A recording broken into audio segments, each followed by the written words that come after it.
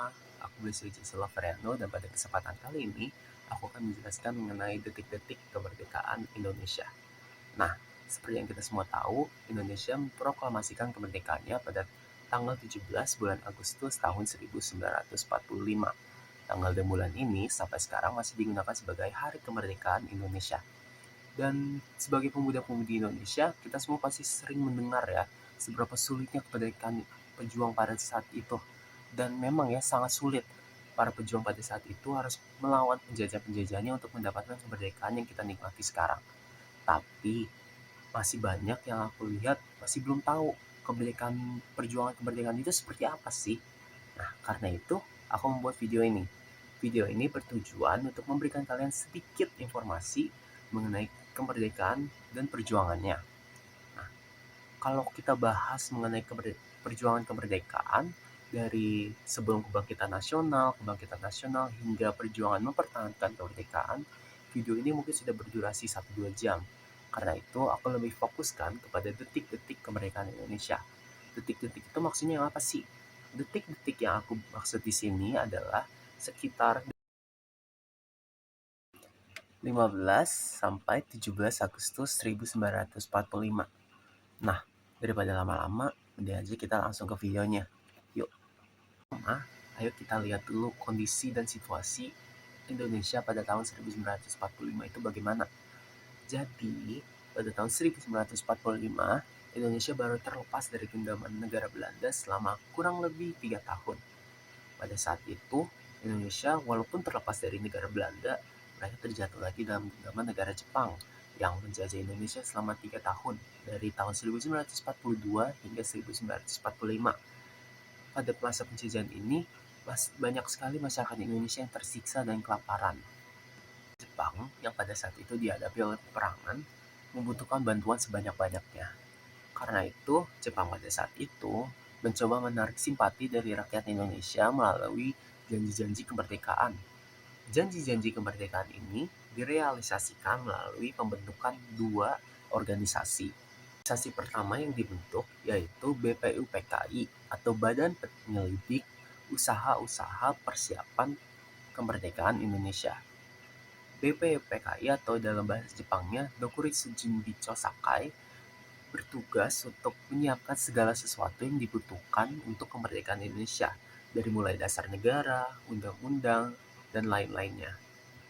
Organisasi kedua yang dibentuk oleh Jepang yaitu PPKI atau Panitia Persiapan Kemerdekaan Indonesia. Nah, PPKI yang dalam bahasa Jepangnya ada Dokuritsu Junbi Inkai ini benar-benar dibentuk untuk pelaksanaan kemerdekaan Indonesia. Selama prosesnya, terjadi kejadian yang tidak terduga yang mengubah arah jalannya sejarah selamanya. Kedua kejadian ini dikenal juga sebagai pengeboman kota Hiroshima dan Nagasaki pada tanggal 6 Agustus dan 9 Agustus 1945. Kejadian ini menewaskan ratusan ribu warga Jepang dan ratusan ribu warga lainnya mengalami cacat. Berlepas tangan akan Indonesia dan menyerah kepada sekutu. Agustus 1945. Pada hari ini, setelah pengeboman kota Hiroshima dan Nagasaki di Jepang, pihak Jepang menyerah tanpa syarat kepada pihak sekutu.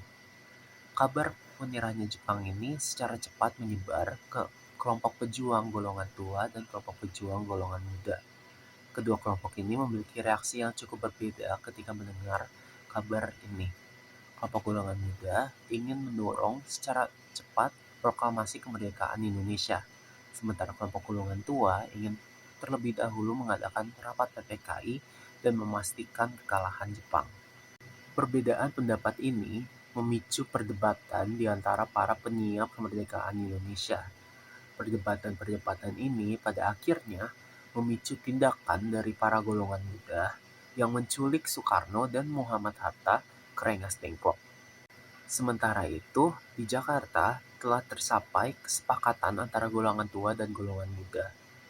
Golongan tua yang diwakili oleh Ahmad Subarjo bersama dengan Wikana dari golongan pemuda setuju untuk mengadakan proklamasi di Jakarta.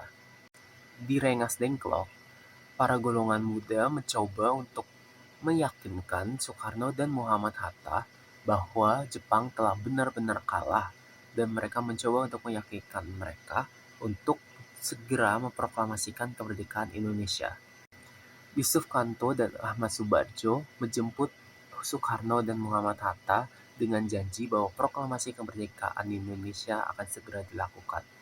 Akhirnya, pada tanggal 17 Agustus 1945, di Rumah Laksamana Maeda pada dini hari, tiga tokoh nasional yaitu Insinyur Soekarno, Muhammad Hatta, dan Ahmad Subardjo berunding dan menuliskan teks naskah proklamasi.